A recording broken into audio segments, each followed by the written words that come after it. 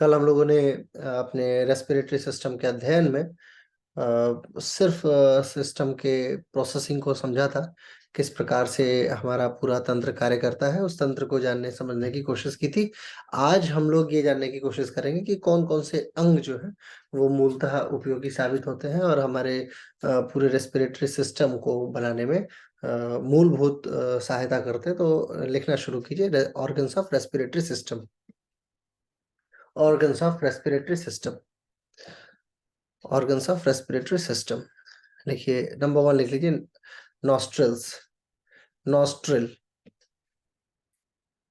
nostrils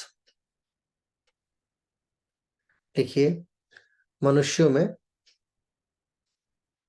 2 nostrils होते हैं, 2 NASA छिद्र होते हैं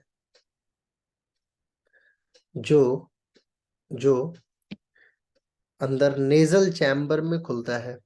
नेजल चैम्बर में खुलता है, नेजल चैम्बर में खुलता है अंदर जाके। ये ये दोनों ये दोनों छिद्र नेजल सेप्टम से अलग होते हैं। नेजल सेप्टम यानी नाक की पट्टी, नासा पट्टिका इसे हिंदी में बोलते हैं, नासा पट्टिका से अलग होते हैं। और और इस नेजल सेप्टम के अग्रभाग को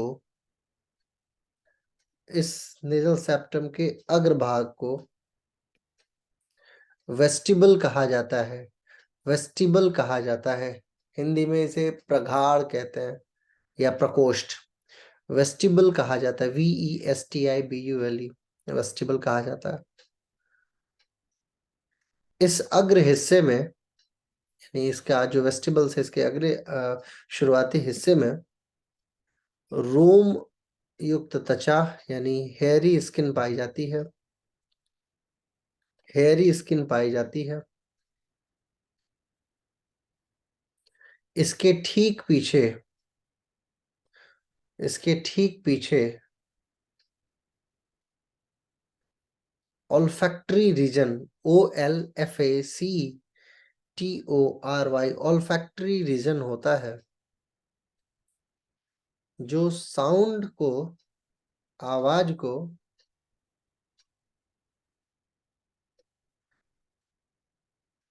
प्रस्फुटित कराता है। प्रस्फुटित का मतलब होता है, जैसे डिफरेंसेस होता है ना हमारे जैसे 2 मेल अगर बोल रहे हो तो दोनों मेल की बेसिक वॉइस जो है वो डिफर होती है। उसके पीछे कारण यही होता है कि नासा छिद्र के पीछे जो हिस्सा है वो ऑल्फैक्टरी रीजन कहलाता है पूरा, और वहां पे बहुत खाली स्थान होता है। वो खाली स्थान ही व्यक्ति के शब्द उच्चारण में बहुत विशेष योगदान देता है। जैसे आप उदित नारायण को सुनिए और कुमार सानू को सुनिए तो उन दोनों में डिफरेंस आपको पता लग जाएगा। हालांकि दोनों ही सिंगर बहुत करीब करीब गाते हैं। सोनू निगम को सुनिए और कुमार शान को सुनिए तो उन दोनों में भी आपको एक डिफरेंस पता लग जाएगा। अरिजीत सिंह को सुनिए और तिवारी को सुनिए तो दोनों में भी आपको डिफरेंस पता लग जाएगा, जबकि दोनों एक ही तरीके के सिंगर है। तो कहने का तात्पर्य यह है कि जो घ्राण क्षेत्र होता है वो बहुत इंपॉर्टेंट रोल प्ले करता है। नंबर 1 बात। नंबर 2 बात ये है कि यहाँ लिखिए, यहाँ अति संवेदी तंत्रिकाएं पाई जाती हैं। यहाँ अति संवेदी तंत्रिकाएं पाई जाती हैं। अति संवेदी तंत्रिकाएं पाई जाती हैं जिनका कार्य जिनका कार्य मस्तिष्क एवं मस्तिष्क एवं मुख गुहा के मध्य सामंजस्य स्थापित करना है। जो पूरी कैविटी होती है, ओरल कैविटी, नेजल कैविटी, उसके मध्य सामंजस्य स्थापित करना होता है।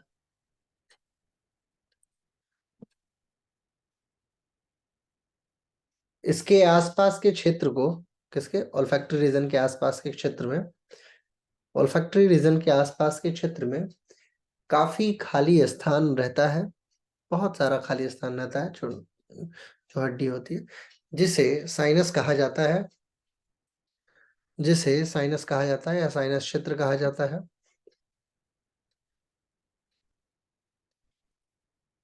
यहाँ पे या साइनस इसके आसपास, साइनस के आसपास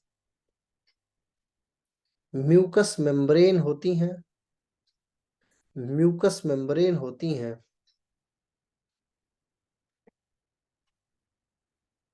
जो म्यूकस का स्रावण करती हैं,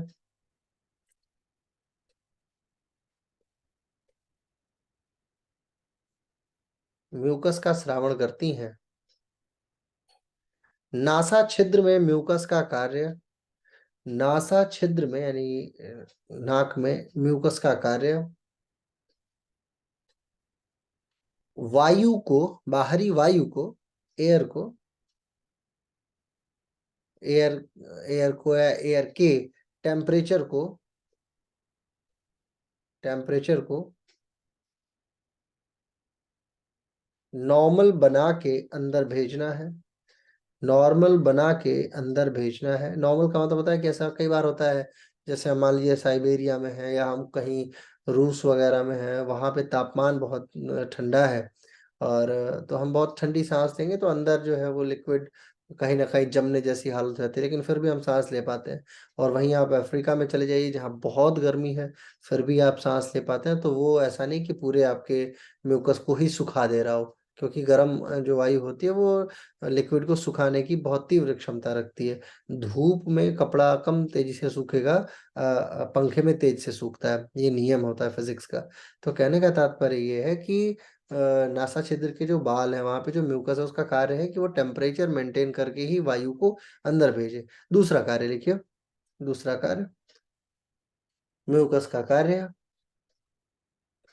म्यूकस का कार्य डस्ट को, बाहरी डस्ट को रोकना है, बाहरी डस्ट को रोकना है।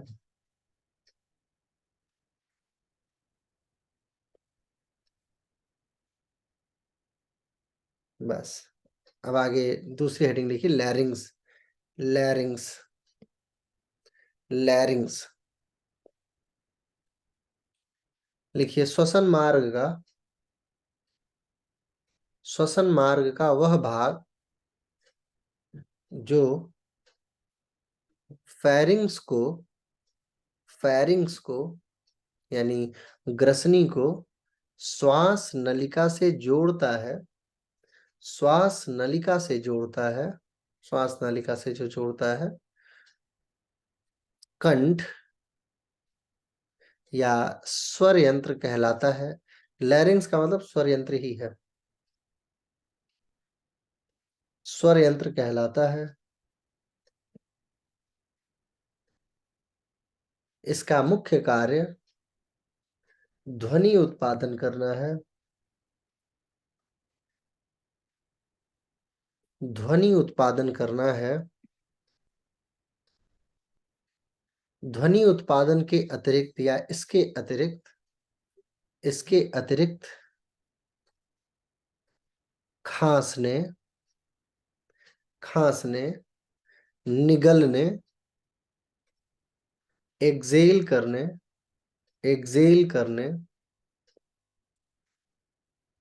एक्सेल करने, श्वसन मार्ग की सुरक्षा करने, श्वसन मार्ग की सुरक्षा करने में होता है,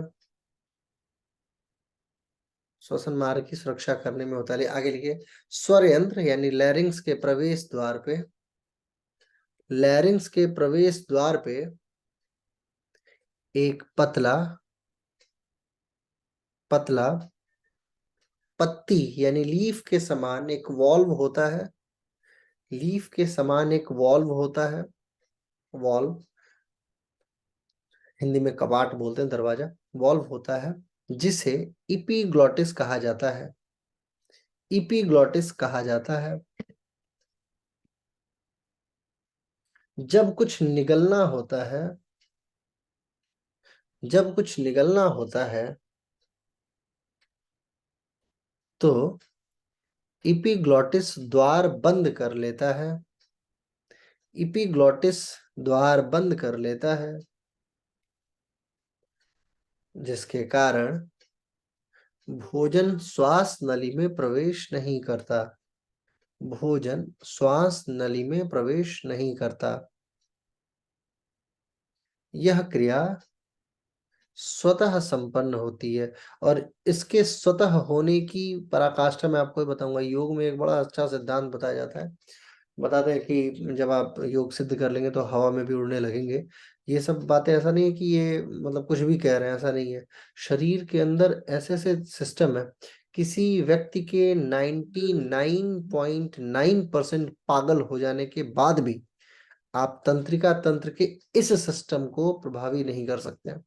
यदि 99% भी कोई पागल हो जा रहा है, बिल्कुल उसे कुछ भी ज्ञान नहीं है, सब कुछ उसका माइंड बिल्कुल खत्म हो चुका है, तंत्रिका तंत्र कार्य नहीं कर रही है, तो भी उसका जो ऐसा नहीं है कि वो कुछ खाएगा तो इपिग्लॉटिस अपना कार्य छोड़ दे और वो गलती से विंड पाइप में भेज दे। मैं बहुत सारे साइको केसेस को देखा हूँ अपने जीवन में, 15 वर्ष के करियर में, और मैंने आज तक एक भी ऐसा न्यूरो केस नहीं पाया है जिसमें इपिग्लॉटिस फेल हो रही हो।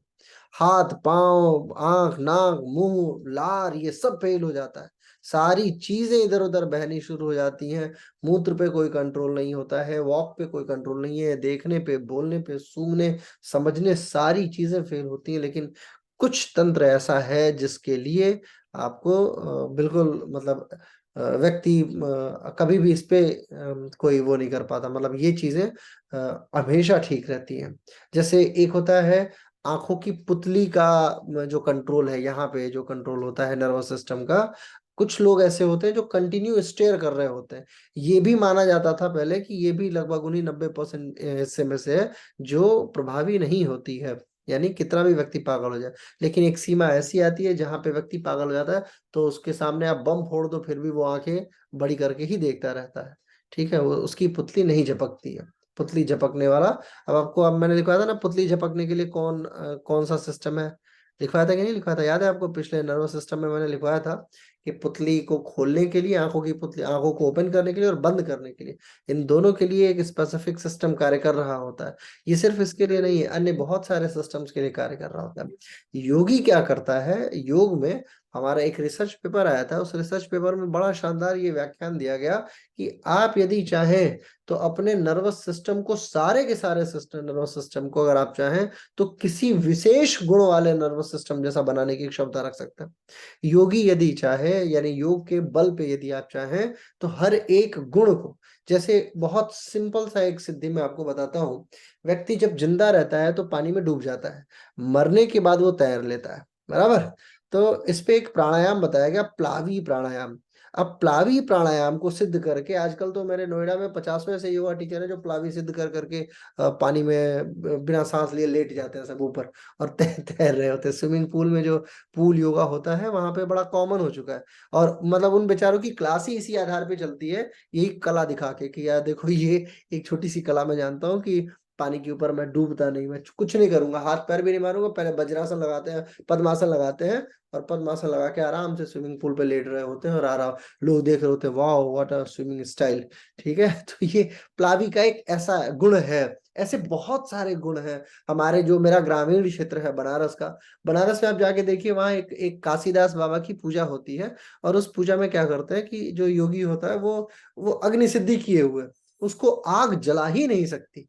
वो मतलब, मैं ऐसा नहीं कि मैं सुनी हुई बातें कह रहा हूँ, मैंने ऐसे अपने जीवन में 50 योगियों को देखा है जो बड़े प्रेम से आग को कंट्रोल कर लेते हैं। और ऐसा नहीं कि आग उसको नहीं जला रही है, वो अग्नि के प्रज्वलन क्षमता को कंट्रोल कर लेते हैं। हम लोगों को भी उसके ऊपर से दौड़ाया गया और हमें भी वो आग नहीं लगी। मैं कभी आपको यूट्यूब पे उसको दिखाऊंगा, उस लिंक को आप देखेंगे तो ऐसा बहुत बहुत सारी ऐसी सिद्धियां हैं जो अभी भी एज एट प्रेजेंट है, परंतु हम लोग क्या है, हम उसे नहीं मानते। अब विज्ञान उन चीजों को मानता है। इपिग्लॉटिस का जो उदाहरण मैं आपको बता रहा हूँ, इपिग्लॉटिस की पत्ती का फेल होना, ये भी रेयर ऑफ द रेयरेस्ट ही मान के चलिए, नर्वस सिस्टम का अति विशिष्ट गुण माना जाता है।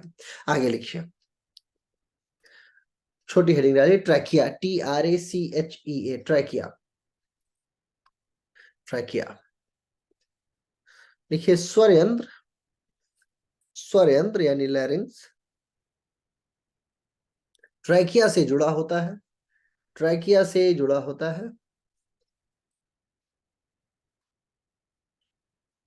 श्वास नली यानी ट्रैकिया, श्वास नली, इसको अंग्रेजी में ट्रैकिया बोलते हैं, TRACHEA।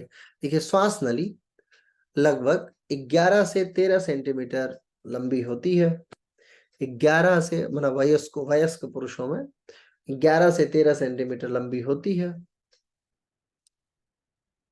और लगभग 16 mm 16 mm उसका जो ब्रेथ है, व्यास 16 mm मोटी कह सकते हैं, थिकनेस उसकी होती है। देखिए, श्वास नली इनकम्प्लीट रिंग्स के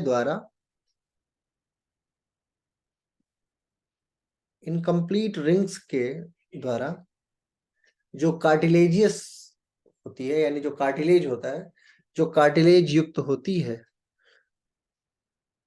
उससे ढकी रहती है, उससे ढकी रहती है, उससे ढकी रहती है। ये वलय का मतलब रिंग्स, ये रिंग्स श्वास नली से वायु के बाहर निकलते समय उसे पिचकने से रोकते हैं, उसे पिचकने से रोकते हैं।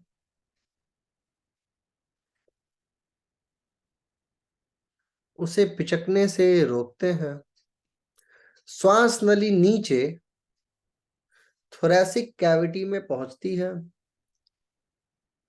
श्वास नली नीचे थोरैसिक कैविटी में पहुंचती है, जहां दो हिस्सों में ये बट जाती है। दो हिस्सों में यह बट जाती है। दो हिस्सों में बट जाती है, जिन्हें ब्रोंकी कहा जाता है। BRONCHI, ब्रोंकी कहा जाता है। ब्रोंकी कहा जाता है। ब्रोंकी में भी ब्रोंकीज में भी कार्टिलेजियस रिंग होते हैं, यानी वही उपास्थि वलय हिंदी में बोला जाता है। कार्टिलेजियस रिंग्स होते हैं। आगे लिखिए। प्रत्येक ब्रोंकी यानी दोनों ब्रोंकी फेफड़े में प्रवेश करके ब्रोंक्यूल्स में विभाजित हो जाती है। ब्रोंक्यूल्स में विभाजित हो जाती है। BRONCHIOLES, ब्रोंक्यूल्स में विभाजित हो जाती है।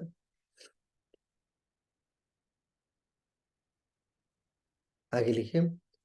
नासिका से ब्रोंक्यूल्स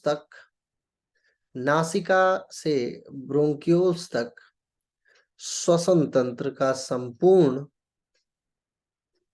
इंटरनल भाग, श्वसन तंत्र का संपूर्ण आंतरिक भाग सिलिएटेड इपिथीलियम का बना होता है।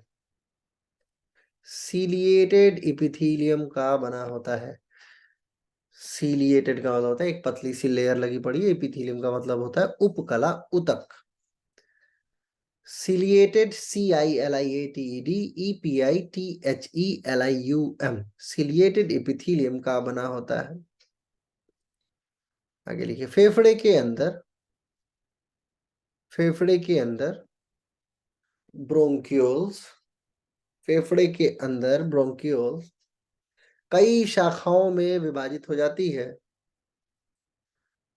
और अंत में गुच्छे के रूप में वायु कोशिकाओं का निर्माण करती है। वायु कोशिकाओं का निर्माण करती है।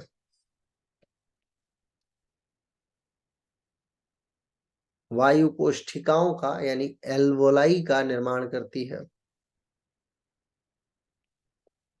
मनुष्य में करीब,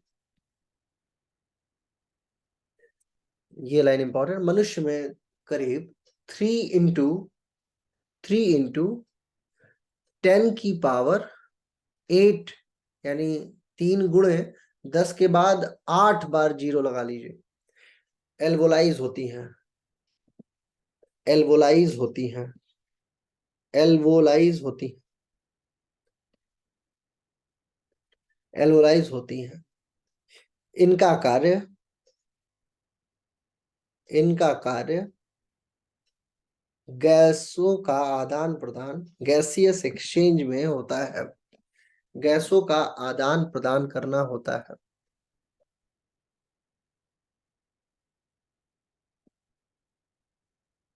बस अब अगली छोटी हेडिंग डालिए, लंग्स, फेफड़े, फेफड़े।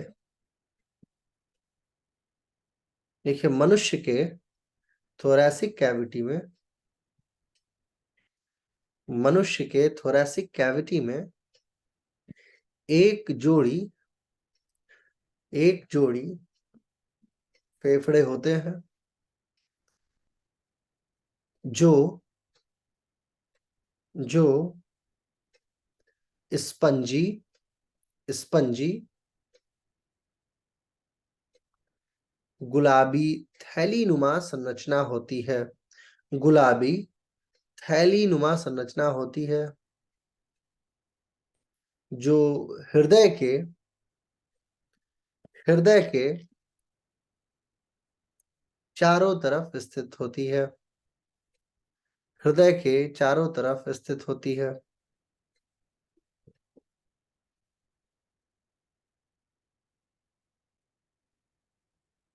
इसे, आगे लिखिए, इसे प्लूरल कैविटी भी कहा जाता है, इस हिस्से को जहां पे वो घिसी रहती है। लिखिए दोनों लंग, दोनों लंग्स यानी दोनों फेफड़े कॉनिकल शेप में होते हैं, कॉनिकल शेप में होते हैं।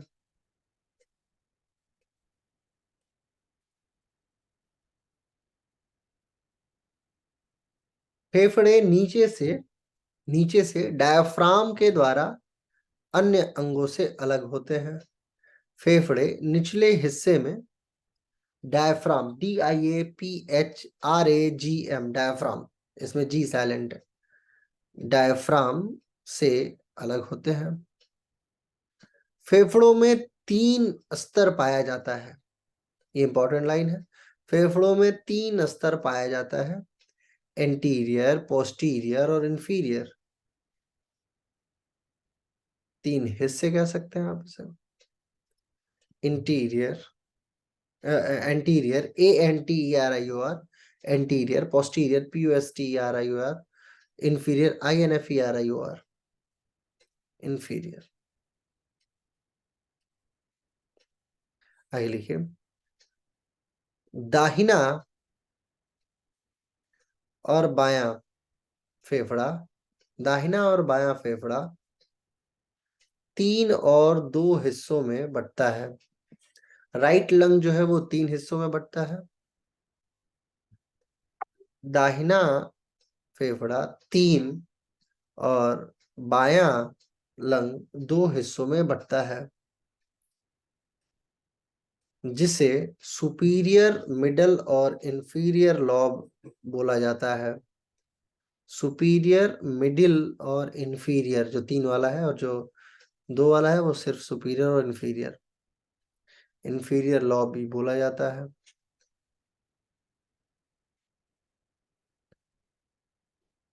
आगे लिखिए मनुष्य के प्रत्येक फेफड़े में लगभग,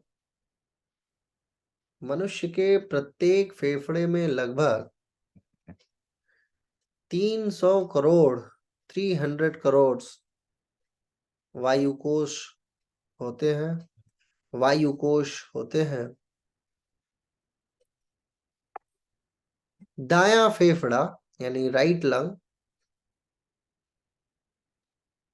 थोड़ा लंबा और बायां फेफड़ा थोड़ा छोटा होता है।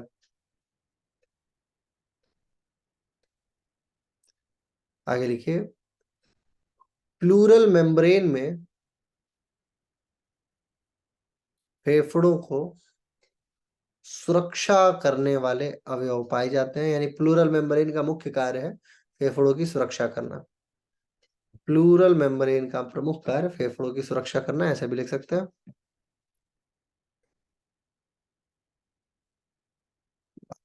लंग्स जो है मतलब एक सामान्य योग अध्यापक के लिए इतना लंग्स पर्याप्त है, और यही मूल होता है किसी किसी भी प्रकार की परीक्षा, किसी प्रिपरेशंस में लंग्स में इनिशियल स्टेज में आप लोगों के लिए इतना ही महत्वपूर्ण है।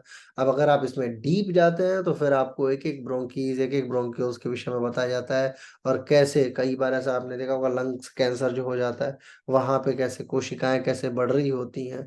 तो वो जो रैपिड ग्रोथ है कोशिकाओं का, किन प्रकार की कोशिकाओं में ज्यादा ग्रोथ होने को मिलता है, वो सब आपको देखने को मिलेगा। अब अगर आप लंग्स का पूरा सिस्टम अगर देखते हैं तो मैं आपको दिखाता हूँ, एक मिनट दीजिए। आप लंग्स देखेंगे तो आप समझ जाएंगे कि आखिर ये किस तरीके से कार्य कर रहा है, पूरा पूरा सिस्टम इसका एक बड़ा मतलब एक बहुत बृहद स्तर है। एक सेकंड दीजिए, मैं आपको स्क्रीन शेयर करता हूँ और आप फिर देख के समझ पाइएगा। सर बहुत लोगों की प्रॉब्लम भी होती है लंग्स की कि हाँ, सांस पूरा लेने की बहुत सारी परेशानी है जी। अब देखिए अब देखिए आप लोग पूरा सिस्टम जो मैंने आपको बताया वो एक बार आप देख लीजिए। ये नेजल कैविटी है। यहाँ जो मैंने आपको लिखा है, यहाँ पे जो प्लूरा है ना, इसके जस्ट पीछे शुरुआत में जो आपने लिखा है प्लूरा, जो आपके नेजल नेजल पोर्स है, उसके पीछे ये हिस्सा जो खाली हिस्सा होता है, इसी से आवाज निकलने का और मस्तिष्क के टेंशन डिप्रेशन का भी बड़ा संपर्क है इससे। यहाँ पे जब हम लोग नेति करते हैं, नेति आप लोग जानते होंगे, नेति में क्या करते हैं, यहाँ से एक रस्सी घुसाते हैं और फिर इसी मार्ग को अनुसरण करती हुई वो रस्सी मुंह से बाहर आ जाती है। ठीक है, एक बाकायदा एक रस्सी होती है जो लगभग लगभग मोटी होती है, और फिर वो प्रवेश करती है यहाँ से। मैं आपको बताता हूँ, ये यहाँ से प्रवेश करती है। ठीक है, और फिर इस मार्ग को अनुसरण करते हुए ये यहाँ से बाहर आ जाती है, नाक से, नेति में। और नेति जो है हर व्यक्ति को जीवन में जरूर एक दो बार करना चाहिए, और यदि आप योग में हैं तो प्रतिदिन करने की कोशिश कीजिए। कई बार क्या होता है कि आप जो रबड़ नेति करते हैं वो गलत है। रबड़ नेति का प्रयोग सिर्फ आपको मतलब सीखने सिखाने के लिए किया जा सकता है, नहीं तो सूत्र नेति जो होती है वो ज्यादा लाभकारी होती है। सूत्र का मतलब जो कपड़े की एक विशिष्ट नेति बनाई जाती है, योगियों के आश्रम में मिलता है वो, उस नीति का प्रयोग करेंगे। और जब आप यहाँ पे उसको लगातार अप एंड डाउन कर रहे होते हैं, तो यहाँ जितना भी साइनस है, जितना भी अननेसेसरी म्यूकस जनरेट हुआ पड़ा है, उन सारे म्यूकस को ये क्या करता है, कपड़ा वाला सोख के लेके बाहर चलाता है। लेकिन जो रबड़ है, रबड़ वाला बेकार होता है। रबड़ की नीति को अगर आप करते हैं तो वो आपके किसी काम का नहीं है। ठीक है, तो रबड़ नीति को हमेशा कोशिश कीजिए कि आप अवॉइड करें। ठीक है, अब आगे चलते हैं। कहाँ से गायब हुआ, मैं जरा इसे मिटा दूं। हम्म। सर मैं तो रबड़ नीचे ही करती हूँ। रबड़ नीति लगभग हर व्यक्ति करता है, लेकिन उसे नहीं करना चाहिए रबड़ नीति को। सूत्र नीति लाभकारी होता है। ये है आपका फेफड़ा, देखिए इसी सिस्टम की बात की जा रही है। ये है, ये एल्वोलाई है। अब आप यहाँ से सारा सिस्टम समझने की कोशिश कीजिए कि ये पूरा सिस्टम कार्य कैसे कर रहा है। जैसे हम लोग ये जो फेफड़ा है ना, ये इसके बिल्कुल अंतिम हिस्से में जब आप जाते हैं, ये एल्वोलाई है। इसी की बात की जा रही है कि ये लगभग 300 करोड़ के आसपास है। 3 × 10⁸ टाइम्स होती है ये छोटी छोटी जो गोले गोले दिखाई दे रहा है। और ये क्या है, बेसिकली आपके वहिकाओं से, आपके वेन्स से ये चिपका पड़ा है। ठीक है, यानी कि जिसका कार्य क्या है, अब आगे वाले आप उसमें देखेंगे। ये देखिए, ये ब्लड वेसल्स दिखाई दे रही हैं आपको। अब ब्लड वेसल्स को भी थोड़ा ओपन करते हैं। ये अब यहाँ ये आरबीसीज हीमोग्लोबिन जा रहा है। कल मैंने लिखवाया था आपको कि जो लाल होती है उसके अंदर क्या, किसके अंदर कौन सी, वही का कौन सा मतलब हीमोग्लोबिन में ऑक्सीजन होता है तो लाल होती है, कि नहीं होता है तो लाल होती है, बताइए। है तो लाल होती। होता है तो लाल होती है, नहीं होता है तो हीमोग्लोबिन का रंग बैगनी होता है, बैगनी के तहत आती है। ठीक है, ये देखो ये बैगनी। अब ये ऑक्सीजन जो है ना, जिस भी जो भी बैगनी वाला है उसमें मिलके उसे लाल कर देता है। ठीक है, और फिर ये पूरे शरीर में आपके शरीर में दौड़ रही है। ऐसे ही विसरण का नियम फॉलो करते हुए कार्बन डाइऑक्साइड जो है वो बाहर भी निकलती जा रही है। कार्बन डाइऑक्साइड धीरे धीरे बाहर निकलती जा रही है। यही सिस्टम है, और वापस से ये कलेक्ट की जाती है डक्ट्स के द्वारा, और फिर ब्रोंकीज से होती हुई धीरे धीरे धीरे धीरे ये बाहर फेंक दी जाती है। ये है पूरा सिस्टम, पूरा का पूरा आपका रेस्पिरेटरी सिस्टम जो है वो इन्हीं सिद्धांतों को फॉलो करता है।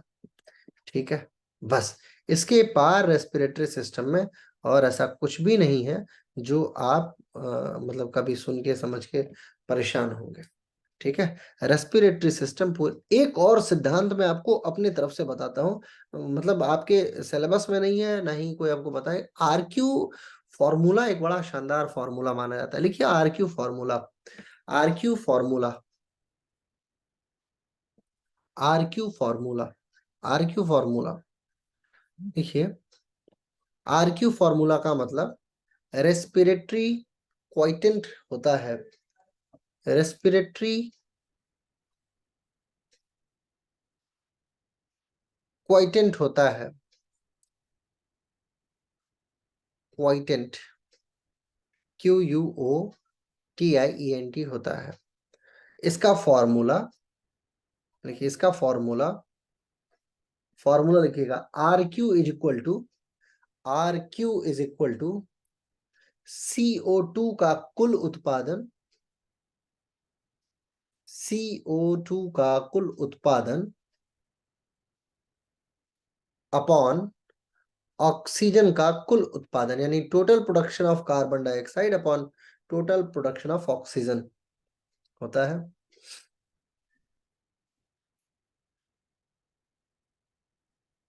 आगे लिखिए, विभिन्न भोज्य पदार्थों के लिए,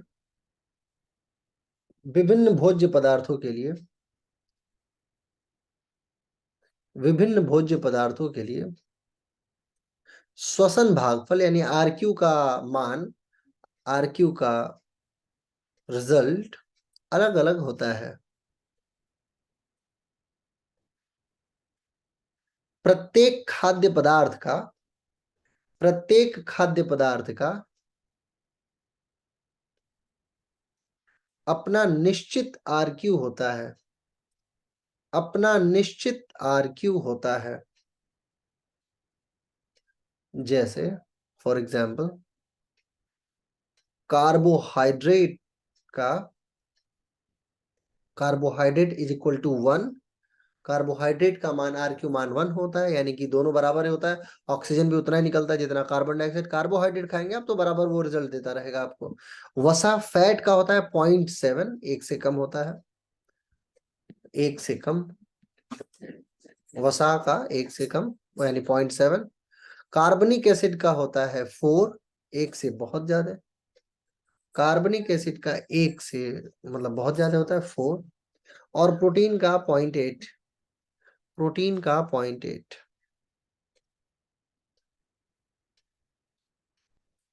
प्रोटीन का 0.8। बस, यानी कि कितना कार्बन डाइऑक्साइड उत्पन्न होता है ये डिपेंड करता है आपके खाई गई चीजों के आधार पे। जब आप जब आप जैसे आसन कर रहे हैं, बहुत जल्दी थक रहे हैं, आपके थकान के पीछे का क्या कारण है? कई बार ऐसा होता है कि सांस बहुत तेजी से फूल रही होती है। अब वसा जिसके शरीर में, जाहिर सी बात है उसकी सांस तेजी से फूलेगी, क्योंकि वहां पे RQ लेवल बहुत तेज इंपैक्ट में आता है। योग में क्या करना होता है? सबसे पहला काम जो योग का होता है वो होता है आहार की समीक्षा करना। जब भी योग कक्षाओं की बात आती है तो हमेशा ये याद रखिए, आपको डाइट सबसे इनिशियल लेवल पे ठीक कर लेना है। और ठीक करने का सबसे बेहतर तरीका मैं आपको बताऊं कि कम कर दीजिए। जो भी खा रहे हो, अच्छा या बुरा, अच्छा जो होगा वो पूरा पूरा शरीर को लग जाएगा, और बुरा जो होगा उसको बहुत ज्यादा मात्रा जब तक नहीं मिलेगी तब तक वो बुरा कुछ कर ही नहीं पाएगा।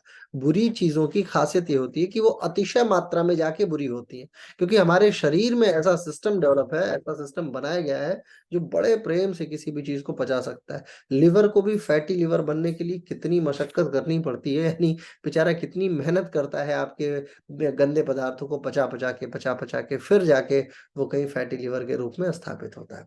तो ये आपका एक हिस्सा हो गया, श्वसन तंत्र इसी के साथ समाप्त होता है। अब अगला हिस्सा डाल दीजिए, उत्सर्जन तंत्र, उत्सर्जन तंत्र, एक्सक्रीटरी सिस्टम, या excretory system, EXCRETORY, excretory system, excretory system. अब थोड़ा सा इसके बारे में लिख लेते हैं। लिखिए, शरीर से वेस्ट मटेरियल्स को या टॉक्सिन्स को बाहर निकालने के लिए प्रयुक्त अंग एक्सक्रीटरी और सिस्टम के तहत आता है, उत्सर्जन तंत्र के तहत आता है। कैटाबोलिक प्रोसेस के फलस्वरूप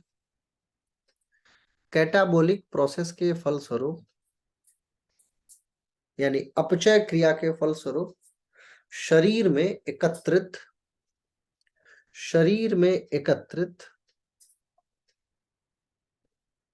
जटिल से जटिल पदार्थों का विघटन होता है। जटिल से जटिल यानी कि जैसे कॉम्प्लेक्स जो भी मैटर्स होता है उसका अपघटन होता है, और जो मटेरियल शेष रह जाता है उसे यह तंत्र बाहर निकालता है।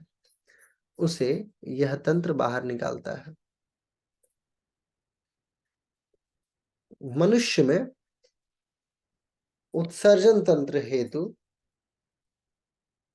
5 प्रमुख अंग माने जाते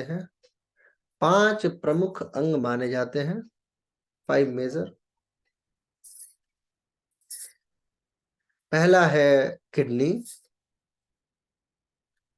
दूसरा है लंग्स, फेफड़ा,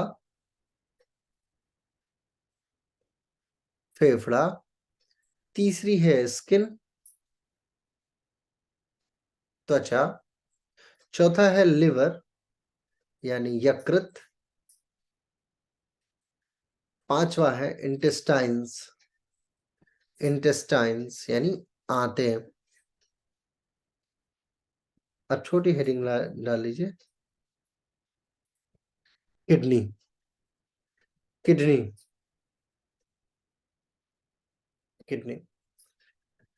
हिंदी में इसको लिखते हैं वृक्क। मैं हिंदी भी इसलिए लिखवाता हूँ क्योंकि एनाटॉमी अब बहुत रेयर हिंदी में पढ़ाई जाती है ना, और ये धीरे धीरे विलुप्त हो जाएगी। आगे आने वाले समय में आप नाक की भी हिंदी नहीं बता पाएंगे कि नोज को हिंदी में क्या बोलते हैं। नोज को तो नोज ही बोलते हैं, है ना। बहुत सारे अंग्रेजी के ऐसे शब्द हैं जो हू बहू कॉपी किए जाते हैं अब। तो आगे आने वाले समय में हिंदी मतलब एनाटॉमी में तो नहीं बचेगी, क्योंकि भारत के समस्त प्रतिष्ठित एमबीबीएस संस्थानों में सिर्फ अंग्रेजी की किताबें ही चलाई जा रही हैं, और अंग्रेजी की किताबों के लगातार चलने के कारण से हिंदी एनाटॉमी यानी कि पूरी तरीके से आपका शरीर रचना विज्ञान समाप्त हो जाएगा। इवन एनाटॉमी भी हिंदी में नहीं कहा जाता है। शरीर रचना विज्ञान, क्रिया विज्ञान, फिजियोलॉजी, एनाटॉमी से कोई अब मूल रूप से नहीं देख रहा है। ठीक है, हमारा आयुर्वेद शास्त्र जो है वो एनाटॉमी को ऐसे ही रखता है। एनाटॉमी को शुरू से ही वो हिंदी में ही पढ़ता आया है। चलिए शुरू करते हैं किडनी के बारे में। किडनी देखिए, किडनी का मूल कार्य क्या है? फिल्ट्रेशन का। पहले समझ लीजिए थोड़ी सी चीजें। किडनी जो है वो मुख्य तौर पे उसका एक कार्य है, वो है फिल्ट्रेशन। अब आपके शरीर में जो ब्लड है, ठीक है, वो किस तरीके से पूरे सिस्टम से ऑक्सीजन या अन्य चीजों को लेके जा रहा है, जब वो अंदर जा रहा है, अंदर जाने के बाद वो किन फंक्शंस को रिस्पॉन्ड कर रहा है और कैसे वो कार्य करता है। आइए थोड़ा सा एक वीडियो देखते हैं, और उसके बाद फिर हम लोग इसको लिखना शुरू करेंगे कि आखिर ये कार्य कैसे कर रहा है। तो आप एक बार देख लेंगे तो माइंड में एक माइंड मेकअप रहेगा कि किडनी क्या चीज है। ये जो चीज आपको दिखाई दे रही है इसी का नाम किडनी है। ये नीला और लाल आप बखूबी जानते हैं कि शुद्ध और अशुद्ध रक्त को लेके चलने वाले तंत्रों का नाम है। लाल वाला शुद्ध लेके चल रहा है, नीला वाला अशुद्ध लेके चल रहा है। ठीक है, ये किडनी के ऊपर जो टोपी जो दिखाई दे रही है ये ग्रंथियां हैं, जिसे एड्रिनल ग्लैंड बोला जाता है। इसे अधिवृक्क ग्रंथि भी बोलते हैं। अधिवृक्क का मतलब होता है वृक्क के ऊपर एक्स्ट्रा अधिक रखी हुई है ना, ये टोपी जो है वियतनामी टोपी होती है, तो ये एड्रिनल ग्रंथि का उदाहरण है। ये जो आपको दिखाई दे रहा है, ये लाइन जो देख रहे हैं जहां मेरा कर्सर चल रहा है, ये क्या है, आपके किडनी के द्वारा जो भी वेस्ट मटेरियल रिलीज होते हैं उसे लेके जाके आपके मूत्र जो पैकेट है उसमें लेके जाना, यानी यूरेटस तक लेके जाने का ये कार्य मूल रूप से करता है। उसके बाद फिर मूत्र की इच्छा होती है। ये हिस्सा जब 75% भर जाता है, 70 से 75% तक, तब मूत्र की इच्छा होती है। फिर वो न्यूरॉन्स आपके मस्तिष्क में जाता है और आप धीरे धीरे यूरिन जैसा फील करना शुरू करते हैं और फिर कालांतर में यूरिन पास करते हैं। तो इसी सिस्टम, अब इसमें क्या है, किडनी के अंदर देखिए एक बात हमेशा याद रखिए, किडनी जो है वो दो ही चीजों को लेके चल रही है, एक है मेड्यूला और एक है कॉर्टेक्स। इसी पे पूरी किडनी डिपेंडेंट है। आपको किडनी अगर पढ़ना है तो किडनी के लिए आपको मेड्यूला और कॉर्टेक्स को समझना ही होगा और याद रखना होगा। फिर आप देखेंगे कि किस तरीके से ये दोनों आपके लिए पूरी किडनी कितनी आसान हो गई है।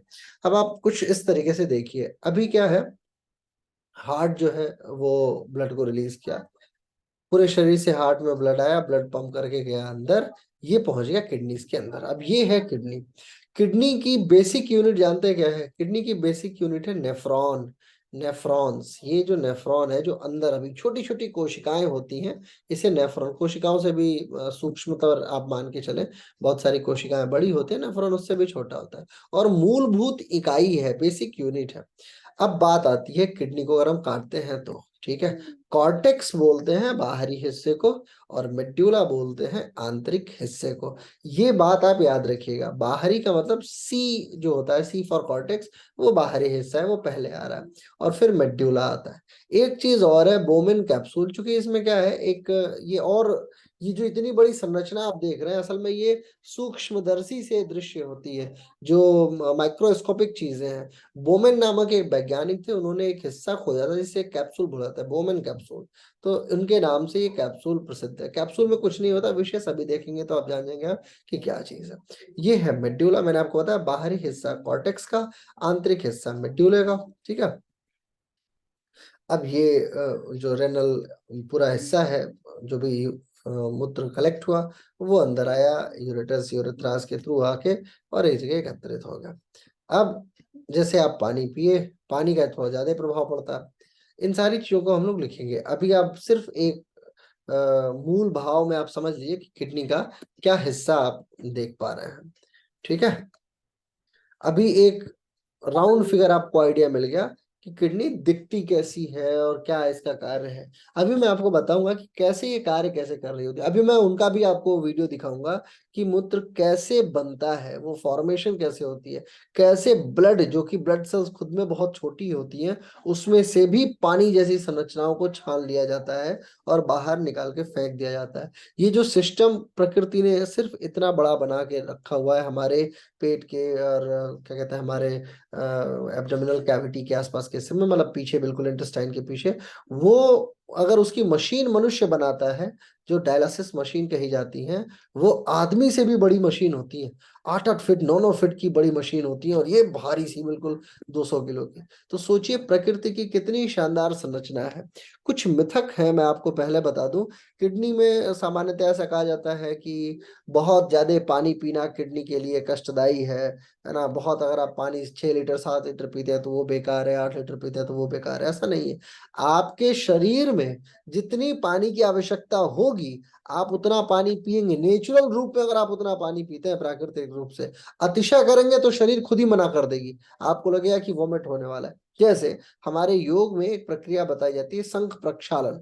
संघ प्रक्षालन में क्या करते हैं, 6 लीटर 7 लीटर 8 लीटर पानी पिला देते हैं कि पूरी बाल्टी की बाल्टी खत्म हो जाती है। हो जाती है कि नहीं हो जाती? 1 घंटे के अंदर वो पूरी बाल्टी पिला देते हैं। अब आप सोचिए कि अगर किडनी के ऊपर असर ही पड़ रहा होता तो किडनी फेल नहीं हो जाती? 8 लीटर एक ही घंटे में पी गए। यहाँ तो 6 लीटर पूरे दिन में पीने को बोला जा रहा है, वो भी गर्मी जैसे सीजन में, कि जब गर्मी चल रही हो तो 6 लीटर, ठंड चल रहा हो तो 4 लीटर पानी पीजिए। फिर भी मनुष्य क्या सोचता है कि नहीं नहीं, ये तो गलत चीज है, ये बेकार चीज है, ऐसा नहीं करना है, 6 लीटर पानी नहीं पीना। तो कुछ मिथक भी है। और एक बात हमेशा याद रखिए, किडनी हो गई, लिवर हो गया, लंग्स हो गया, और आपका हार्ट हो गया, पैनक्रियास हो गया, ये अपने अति तक कार्य करते हैं, अति तक का मतलब ये है आप बिल्कुल इसे प्रताड़ित ना करने लगे। अब आप थोड़ा सा भी सर में दर्द हो और आप क्रोसिन खा लेते हैं, क्रोसिन जैसी खतरनाक दवाइयां खाते हैं, है ना, हेडेक हो रहा है, कोई बड़ी दवा खा रहे हैं, बहुत करीब से मोबाइल फोन देख रहे हैं, और उसके बाद आपके सर में दर्द हो रहा है, फिर आप फिर सर दर्द की दवा खा ले रहे हैं। तो ये सारी दवाइयां दो चीजों को बहुत प्रभावित करती हैं, पहली है किडनी और दूसरा है लिवर। इन दोनों के ऊपर इसका बड़ा गंदा प्रभाव पड़ता है। इस कारण से कोशिश कीजिए छोटे छोटे रोगों में दवाइयां बिल्कुल ना खाएं। दवाइयां हमेशा उन रोगों के लिए बहुत नितांत आवश्यक होती हैं जो या तो किसी परजीवी पे हो, परजीवी का मतलब पेस्टिसाइड्स जो होते हैं, जैसे कि बैक्टीरिया हो, फंगस हो, वायरल हो, ऐसी कंडीशन में दवा ले लीजिए ताकि वो जल्द से जल्द ठीक हो जाए आप, नहीं तो वो आपको और बुरी परिस्थिति में पहुंचा देगा। या कोई ऐसा रोग हो जो बिल्कुल कठिन हो, बिल्कुल खतरनाक हो, जैसे कैंसर हो रहा हो, जैसे अन्य कोई ऐसा रोग हो जो टीबी हो रही हो, तो उसके लिए दवाएं चल रही हैं तो कोई बात नहीं। लेकिन अगर आप गॉल ब्लैडर का ऑपरेशन करा के और उसके जगह एक छोटी सी गोली खा रहे हैं तो वो बेकार है। थायराइड हुआ पड़ा है फिर भी आप जीवन भर एक गोली खाने का निर्णय ले चुके हैं, वो भी बेकार है। अगर थायराइड हुआ पड़ा है तो थायराइड को 15 से 20 दिनों में, और मैं आपको गारंटी देता हूं, अगर एक दिन में 2 बार अभ्यास किया जाए, चिन को अपने सिर्फ थ्रॉट से लगाना है, और उज्जाई प्राणायाम का अभ्यास किया जाए, उज्जाई प्राणायाम का अभ्यास सिर्फ 15 दिन कर लिया जाए, खाली पेट सुबह और शाम को, अगर आप 1-2 घंटे का गैप रख के करते हैं तो उज्जाई प्राणायाम 15 से 20 दिनों के अंदर शुद्ध रूप से थायराइड को कम कर देता है। गजब की पावर है उज्जाई के अंदर। और उसके साथ थोड़ा बहुत भस्त्रिका कर लीजिए, देखिए उसका भी बड़ा शानदार लाभ देखने को मिलता है। नर्वस सिस्टम के किसी भी परेशानी में, प्रॉब्लम में कपालभाति का बहुत जबरदस्त योगदान है। कभी भी ऐसा हो कि आपको ताप से संबंधित परेशानी हो, टेम्परेचर रिटेंशन हो रही हो, यानी गर्मी बहुत होती हो, पसीना बहुत निकलता हो, या ठंडक बहुत हो रही हो, इस तरीके का, यानी टेम्परेचर बेस्ड कोई रोग हो, बुखार हो जाता हो किसी भी बात पे, बहुत जल्दी ठंड लगने लग जाती हो, या ऐसा होता हो कि ठंडी चीजें ही बहुत अच्छी लग रही हैं, या गर्म चीजें ही, जैसे कुछ लोग होते हैं, मेरा एक मित्र था उसको गर्म छोला खाने की आदत थी, हम लोग जिस छोले को 5 मिनट में खत्म करते थे उसको वो 1.5 मिनट या 1 मिनट में खा जाता था। उसकी आदत थी, उसको गर्म चीजें खाने की इतनी शानदार आदत थी, उसको लगता था मैं आग का गोला खा लेता हूँ, जबकि वो एक बीमारी से परेशान था। ठीक है, कई बार ऐसा होता है, कलर ब्लाइंडनेस वाले जो लोग होते हैं, या इस तरह के मेंटल डिसऑर्डर्स वाले लोग जो होते हैं, उनके लिए ये सारी चीजें बहुत आम बात होती है। कुछ लोगों को गर्मा गर्म चाय बहुत अच्छी लगती है, कुछ लोग जो होते हैं थोड़ी सी ठंडी चाय से भी काम चलाते हैं, कुछ को कोल्ड ड्रिंक ज्यादा अच्छी लग रही होती है। तो ये जो गर्म में टेम्परेचर वाले जो लोग होते हैं, और कुछ होते हैं जो योग वाले, जो साम्य अवस्था में, गर्म मिल जाए तो भी ठीक है, कम गर्म मिले तो भी ठीक है, ठंडी मिल जाए तो भी काम चल रहा है तो चलने दीजिए। ठीक है, तो ये सारी चीजें कहीं ना कहीं जो है वो प्राणायाम के द्वारा ठीक की जा सकती हैं। अब बात आती है किडनी पे योग का प्रभाव। किडनी को मैं चाह रहा हूँ कि कल से लिखवाना शुरू करूँ, लिखवा तो दूंगा मैं, बहुत ज्यादा है नहीं किडनी में, बहुत बहुत इजीली आप समाप्त कर लेंगे। एक आइडिया आपने लगा लिया है अपने माइंड में कि किडनी दिखती कैसी है। कुछ बातें मैं आपको बता देता हूँ कि योग का असर अगर देखा जाए, योग कैसे कार्य करता है, और बेसिकली किडनी के थेरेपी में जो आपका सिलेबस है, योगा थेरेपी जो आती है बात, कि किडनी के थेरेपी में हम जब कार्य करते हैं तो हमें क्या क्या कार्य ठीक से करना है। देखिए, भारतीय मसाले जो होते हैं, जैसे अजवाइन हो गई, हींग हो गई, नींबू हो गया, ये सारी चीजें जो हैं, आंवला हो गया, इन सब का बड़ा शानदार असर दिखता है किडनी के ऊपर, या अन्य किसी भी माध्यम से अगर आप पानी के थ्रू शरीर में भेजते हैं तो। देखिए, आयुर्वेदिक औषधियां कुछ सिद्धांतों से चलती हैं। गर्म पानी के साथ वही आयुर्वेदिक औषधि अलग तरीके का प्रभाव डालेगी, ठंडे पानी के साथ वही आयुर्वेदिक औषधि अलग तरीके का प्रभाव डालेगी। यानी कि अगर कोई चीज गर्म पानी से ले रहे हैं और प्रभाव नहीं डाल रही है तो उसे चेंज कीजिए, उसे ठंडे पानी से कर दीजिए, और यदि ठंडे पानी से नहीं कर रही है तो गर्म से कर दीजिए। इन दोनों से नहीं कर रही है तो शहद के साथ भेजिए, क्योंकि शहद जो है वो अलग तरह, शहद को डाइजेस्ट करने के लिए मुंह से लेके बिल्कुल पेट तक सारे एंजाइम्स को बहुत मेहनत करनी पड़ती है। तो अगर कोई दवा शहद के साथ, जो बहुत आप ऐसा समझिए कि जो बहुत कॉम्प्लेक्स नेचर की दवाइयां होती हैं, जैसे फॉर एग्जांपल आप शतावर ले लीजिए, शतावर को अगर आप शहद के साथ मिला के चाटते हैं तो उसका असर बहुत तेज होता है। मतलब शतावर दूध में ली जाती है, लेकिन दूध में क्या होगा, वो गले आपके दांत में चिपक जाएगी, लेकिन अगर आप वही उसे शहद से मिला के ले रहे हैं तो वो उसका असर तेज होगा, क्योंकि कॉम्प्लेक्स एंजाइम्स के साथ उसे, कॉम्प्लेक्स होने के कारण से एंजाइम्स को डाइजेस्ट करने के लिए पूरी पावर लगानी पड़ती है। नहीं तो क्या होता है, थोड़ा बहुत ऐसे तोड़ के फेंक देते हैं जल्दी, मतलब जो एंजाइम्स होते हैं वो क्या करता है, आपके खाने को बहुत आराम से तोड़ के फेंकता है कि अरे कोई बात नहीं, ड्यूडेनम देख लेगा, ड्यूडेनम तो इंटेस्टाइन देख लेगी, इंटेस्टाइन नहीं तो लार्ज इंटेस्टाइन तो है ही द्वारपाल के तौर पर। ठीक है, तो ये अपना कार्य छोड़ रहे होते हैं। लेकिन अगर कोई कॉम्प्लेक्स चीज आ जाए, अब जैसे जो गाय भूसा खाती है, उस भूसे को आप कभी खा के देखिए, फिर देखिए आपके शरीर की स्थिति क्या होगी। क्योंकि ये जो जो पूरा सिस्टम वो पचता ही नहीं है, उसे आप नहीं पचा सकते। और जो चीज नहीं पचती है उसके लिए पूरा पूरा सिस्टम लागू हो जाएगा। इवन जीव भी, जो ये स्टार्च है, ये भी इसको पीछे ढकेलेगा ही नहीं। किसी भी परिस्थिति में अगर आप घोट भी जाते हैं तो अंदर जाके वो कठिन परिस्थिति हो जाएगा। हम लोग बचपन में सोचा करते थे कि अगर खड़ा संतरे का अगर वो बीज खा लेंगे तो पेट में कहीं ऐसा ना हो कि संतरा जम जाए, है ना, फिर क्या होगा। ऐसा नहीं होता था, वो संतरा पूरा पूरा बाहर निकल के चला आता है संतरे, क्योंकि जो चीज नहीं तोड़ी जा सकती वो बिल्कुल हूबहू बाहर निकल के आ जाती है। तो कहने का मतलब ये है, मैं आपको बताने की कोशिश कर रहा हूँ कि हर एक चीज को, अगर आपको किडनी को ठीक रखना है तो आयुर्वेद की औषधियों में भारतीय मसालों का अभूतपूर्व योगदान है, नंबर 1 चीज। नंबर 2 चीज है पत्तियां। किसी भी पत्ती के अंदर किडनी के ऊपर प्रभाव डालने वाले लगभग कुछ ना कुछ गुण तो पाए ही जाते हैं पत्तियों में। आयुर्वेदिक पत्तियां, ऐसा नहीं है कि केले की पत्ती को लाके उसी को खा लो। आयुर्वेदिक पत्तियां का मतलब हो गया जैसे नीम की पत्ती जो होती है, यूकोलिप्टस की जो पत्ती होती है, तेज पत्ता जो होता है उसका उसका भी अलग लाभ है। तो ऐसे कुछ जो आयुर्वेदिक औषधि पत्तियां, तुलसी होती है, तुलसी का बड़ा शानदार लाभ है। लेकिन अब बात आती है बीजों में कि कौन सा बीज सबसे खतरनाक और सबसे बेहतरीन माना जाता है।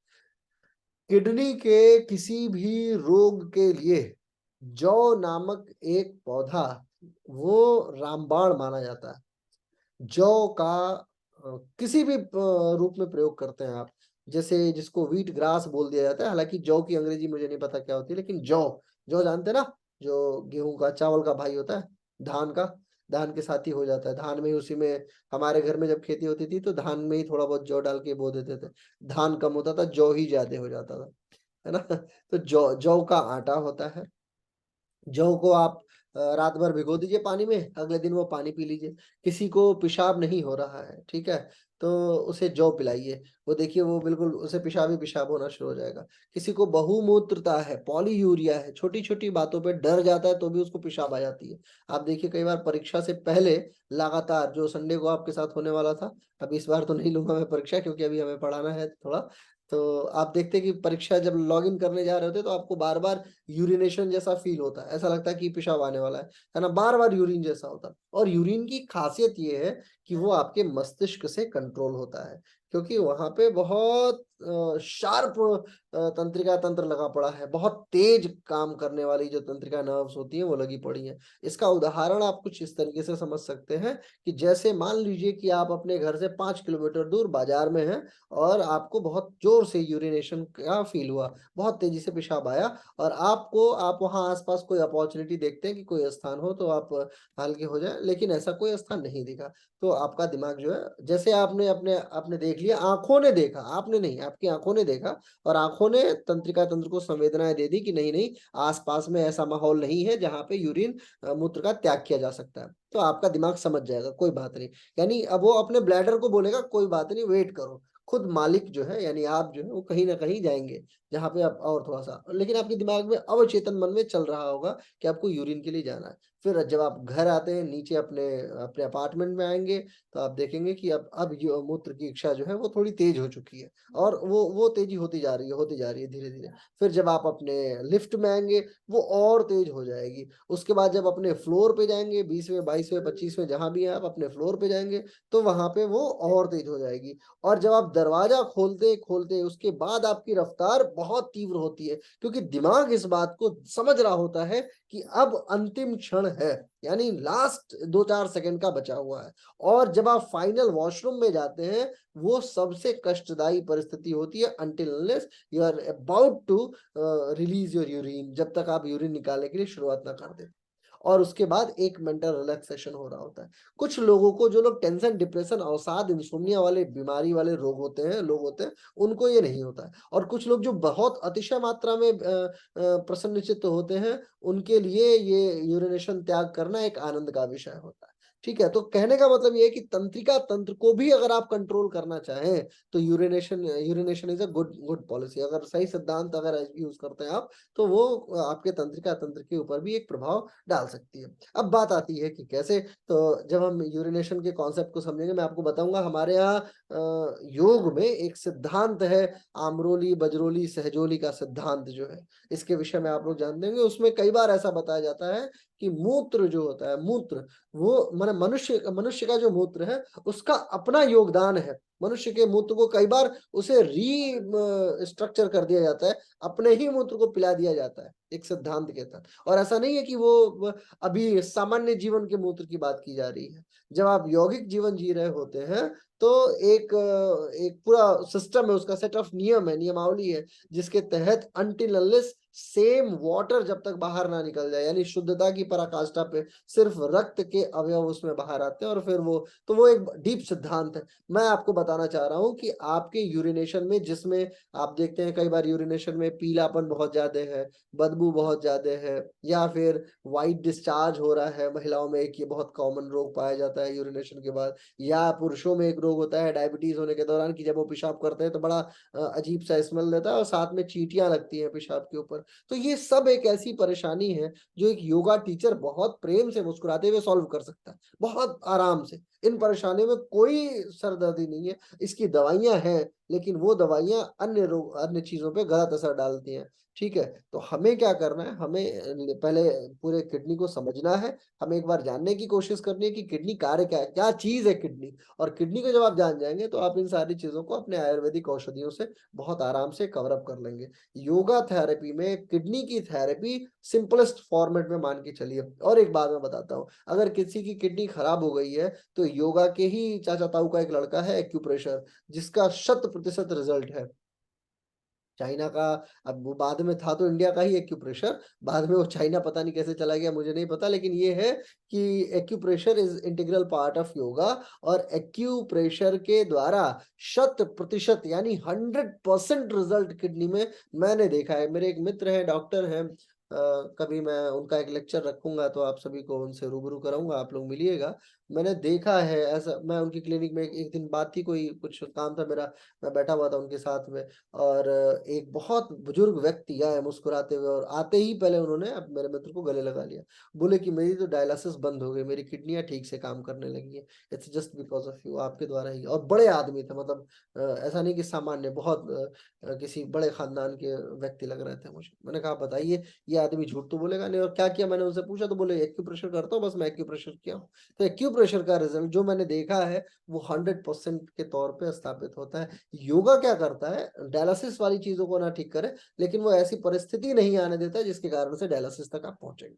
ठीक है, अगले लेक्चर में हम लोग जानेंगे किडनी के सारे प्रभावों को, और उसको लिखेंगे, लिख के और अपनी चीजों को फिर उत्सर्जी तंत्र को भी समाप्त करेंगे।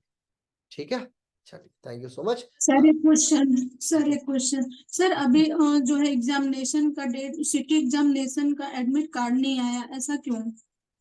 आ जाएगा, वो थोड़ा धीरे कार्य कर रहे हैं ना अभी, और उन लोग का भी तो सिस्टम ही है, वेबसाइट मैनेजमेंट बहुत कठिन कार्य है।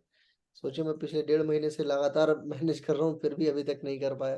प्रतिदिन कुछ ना कुछ, कुछ ना कुछ, कुछ ना कुछ, एक एक ऐसा होता क्या है ना, छोटा सा एक कॉमा। अब जैसे एक पेज पे 1.5 लाख कोड है, अब 1.5 लाख कोडों में एक कॉमा का ही छुटा हुआ है। अब एक कॉमे के चक्कर में पूरा का पूरा जावा स्क्रिप्ट गायब, यानी पूरा का पूरा सिस्टम पता ही नहीं चलता है कि वो अब उसे ढूंढे कहाँ से, कि वो क्या चीज है जो गलत हो रही है। तो फिर से उस कोड को एक एक को स्कैन करना, और यहाँ पे तो एडमिट कार्ड है, फिर 75 मतलब बहुत सारी चीजें। आ जाएगा, वो लोग, उनकी जिम्मेदारी है, 1-2 दिन में वो दे देंगे। मुझे लग रहा है वो संडे इवनिंग तक आपको मिल जाएगा। संडे लेट नहीं करेंगे, वो संडे उनका फंडे होता है, उस दिन तक वो रिलीज कर ही देंगे, है ना। Okay sir. जी, ओके सर। 8 तारीख को आप लोग की परीक्षा है ना। जी सर। चलिए, आनंदित सेकंड रहिए, शिफ्ट और में। बाकी अपनी तैयारियां बिल्कुल दौड़ा की कीजिए। हाँ, रणधीर जी। सर एक एक क्वेश्चन है कि जैसे हाथों की हथेलियों में ना हाँ स्वेटिंग आने का रीजन हाँ, और ये एक्सेस। एक हार्मोन होता है, उसका वैसोप्रेसिन एक हार्मोन होता है शरीर में। पढ़ना, थोड़ा गूगल करना वैसोप्रेसिन के बारे में। वैसोप्रेसिन एक हार्मोन होता है, जिस भी व्यक्ति के अंदर वैसोप्रेसिन है वो इससे परेशान रहेगा, उसके हाथों में पसीना आता ही रहेगा बार बार। वैसोप्रेसिन सर ठीक हो जाता है, बहुत कठिन हार्मोन्स नहीं है। वैसोप्रेसिन सर इसके लिए अगेन पिट्यूटरी जिम्मेदार है। पिट्यूटरी को थोड़ा ठीक करोगे आप तो सबको, पिट्यूटरी यानी आपका मस्तिष्क थोड़ा सेटल डाउन करोगे तो वो ठीक हो जाएगा। एक क्वेश्चन और है सर। सर हाँ जब ध्यान में बैठते हैं सर तो राइट वाला लेग जो होता है बिल्कुल सो जाता है सर, और वो बिल्कुल तो उस मतलब जनरली उसको हाथ से हाँ उस दिन आप लेक्चर दे रहे थे सर, बट मैं पूछ नहीं पाई थी क्योंकि फिर वो जल्दी आप ऑफ कर दिए थे, लेफ्ट हो गए थे सर।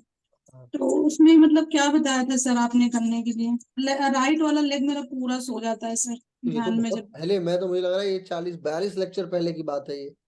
नहीं सर, अभी जब एनाटॉमी की पढ़ा रहे थे अभी उस टाइम। देखिए ऐसा है, मैंने बताया था इस लेक्चर को पहले भी, राइट लेग अगर सो जाए तो कान के ऊपर ना कोई पेन वगैरह लीजिए और उसको कान के ऊपर रख दीजिए यहाँ पे, ठीक है।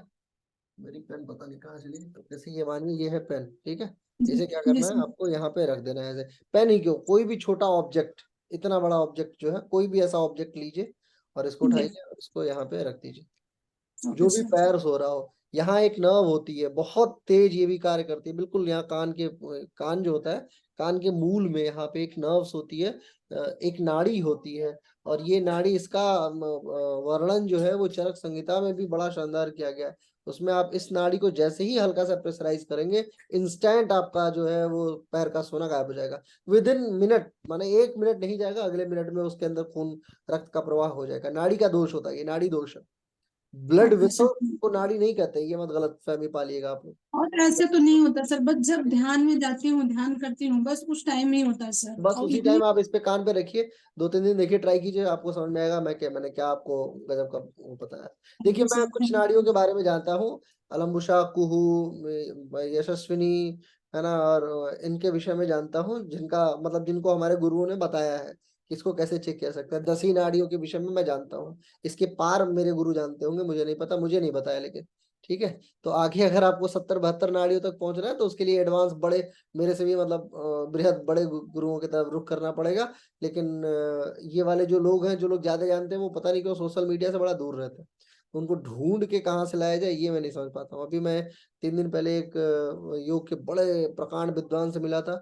4 साल पहले तक वो व्यक्ति, 5 साल पहले तक बिल्कुल योग में शून्य थे, और 5 सालों में इतनी तपस्या की है, इतनी तपस्या की है कि जिसकी सीमाएं पार है। मतलब मैं कहा वाह क्या आदमी है बताइए।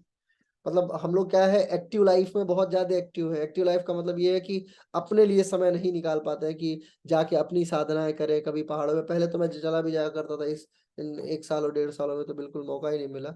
अभी मैं उनको देख रहा था, वो पिछले 4 साल से अगला व्यक्ति साधना ही कर रहा है चुपचाप से, और घर परिवार के साथ में रहते हुए। पहले वो बड़े कॉरपोरेट में बड़े अच्छे किसी पोस्ट पे थे, कालांतर में उन्होंने वो जॉब छोड़ दी और फिर उन्होंने योग की शिक्षा ली और गुरुओं के संरक्षण में हिमालय पे जाके उन्होंने साधना की। और मैं मतलब मैं रेयर ऑफ द रेयरेस्ट किसी का फैन बनता हूँ, रेयर ऑफ द रेयरेस्ट। और मुझे बड़ा अच्छा लगा उनसे मिलकर, मैंने कहा यार क्या शानदार है। और दिल्ली जैसे शहर में बताइए, मैं बोला दिल्ली में तो लगभग मैं सबको जानता हूँ, क्योंकि योग शिक्षक संघ का जनरल सेक्रेटरी हूँ मैं, तो सबको जानता हूँ। दिल्ली में कौन ऐसा है, दिल्ली में लगभग 10,000 टीचर है, तो 10,000 में 8-8,500 को तो मैं जानता ही हूँ। लेकिन सर इस समय उसमें मैं भी भी इसमें दिल्ली में थोड़ा ही हूँ। हाँ? इस टाइम मैं भी इस टाइम मैं भी दिल्ली में ही हूँ सर। अच्छा ठीक है, दिल्ली में है तो इस बार मुलाकात होगी। एक अभी एडी स्टर्न आ रहे हैं दिल्ली में, उनकी कॉन्फ्रेंस कराएंगे हम लोग, आइएगा आप। जी सर, जी बिल्कुल। चलिए आज की कक्षा को समाप्त करते हैं, बहुत बहुत आभार, मिलते हैं अगली कक्षा में। Thank you.